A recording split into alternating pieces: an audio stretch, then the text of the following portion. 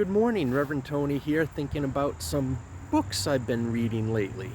So why don't you come for a walk with me and my dog Pancake, and I'll tell you about 3 books on music that I've read recently that I recommend to you. Take a walk with us.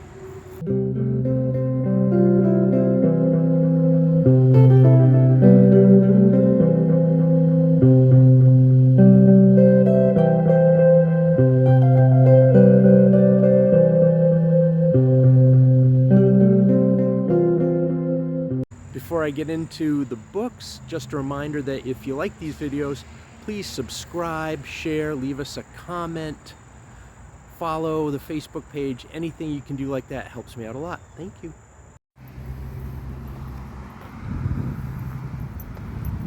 So I've been reading a number of books lately about music, so I want to tell you about some of them. These 3 I recommend for just about anybody, especially, however, for artists or musicians or songwriters or writers, because they're great looks at both the creative process and how art reflects the times we live in. The first book I recommend is Deliver Me From Nowhere by Warren Zanes. Now, I knew Zanes along with his brother Dan as members of the Del Fuegos, a 1980s band that had hits like I Still Want You and Don't Run Wild, which my own cover band played back in the 80s. And Zanes probably has one of the best post-I-was-in-a-band careers of anybody I know. He went on to become a PhD in cultural and visual arts. He's written a biography of Tom Petty. He's been an award-winning documentary producer. He was involved in the documentary 20 Feet from Stardom about backup singers. And his book, Deliver Me From Nowhere, takes a look at the making of Bruce Springsteen's Nebraska album. Now, Nebraska was a kind of pause in Springsteen's career. He had just come off his first real financial success when he toured behind his 1980 double LP, The River.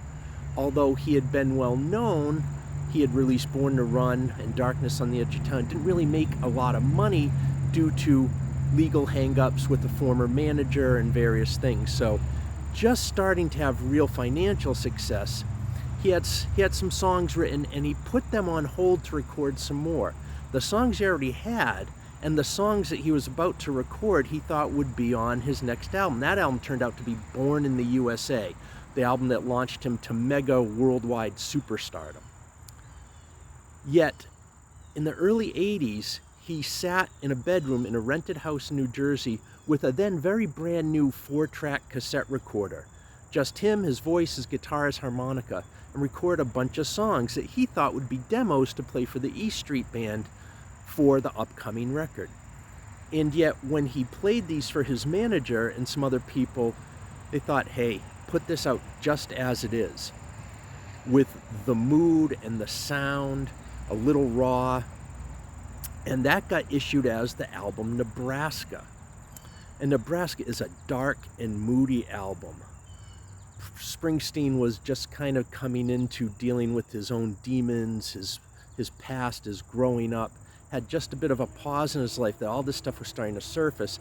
And this was the beginning of the Reagan era, and the economy was not in a great place. And this record, if you've not listened to it, is an acoustic Americana record with songs about a serial killer, a poor brother and sister staring up in wonder at the mansion on the hill outside their town, a family taking a ride in their brand new used car, a guy hard on his luck getting into some shady dealings in Atlantic City, and Reason to Believe, a 4-verse piece where each verse outlines a piece of hard luck and difficulty so bad one wonders why anyone has a reason to believe anything except darkness and despair and hopelessness.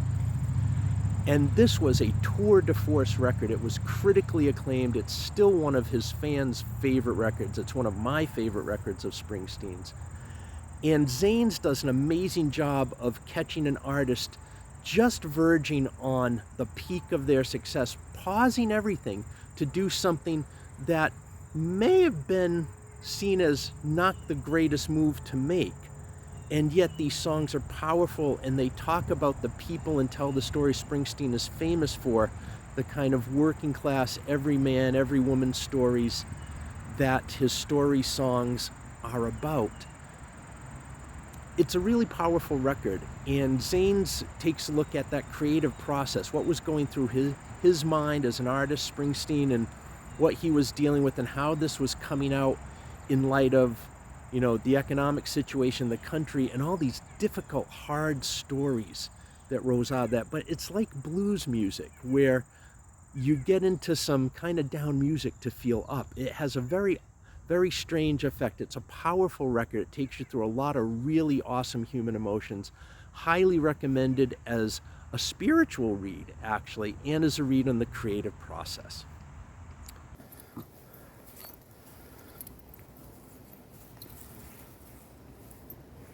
The second book I recommend is Saved by a Song by Mary Gauthier. I know her as a songwriter from her 2005 song Mercy Now, which is a wonderful song.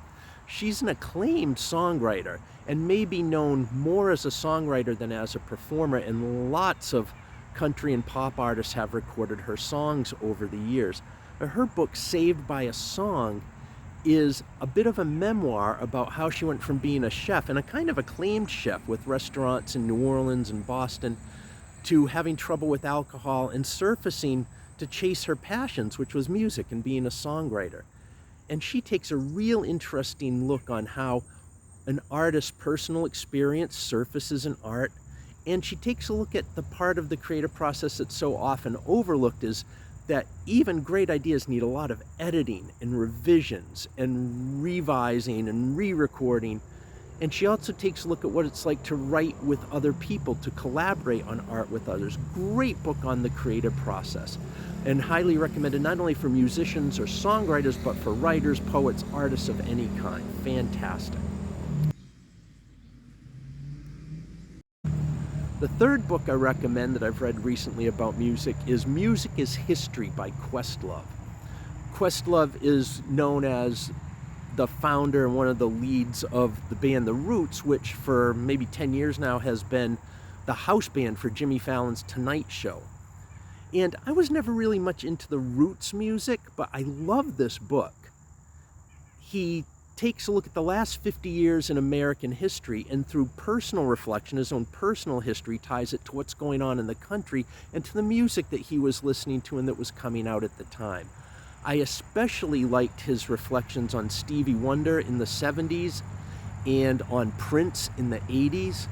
And I liked how he wove in things like the emergence of rap and how it focused on really the life that was on the streets and in the cities, and is really a folk music. If you've not been a listener or a fan of rap and hip-hop, maybe listen along to some things as you read this and get a little about what's behind that music, what people are talking about, connected especially to civil rights, Black Lives Matter, and our emerging consciousness of how much work we still have to do on racism in America. There's a lot of great history mirrored in art coming through in his writing. Highly recommended. A great spiritual read, a great justice read, a great history read. So those are my 3 recommended books on music that also double as some spiritual reading. I hope you enjoy them. Thanks for being with us today and walking with us this morning. We're heading home through the cemetery. If you enjoyed this video and you like our morning walk videos, once again, please subscribe, like, share, comment. All that stuff helps me and Pancake out a lot. Thanks. Until next time, Pancake and I love you. Bye.